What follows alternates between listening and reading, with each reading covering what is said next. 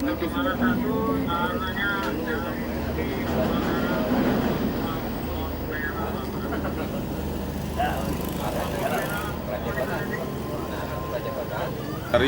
H-7 itu juga sudah di-standby-kan 2 kapal.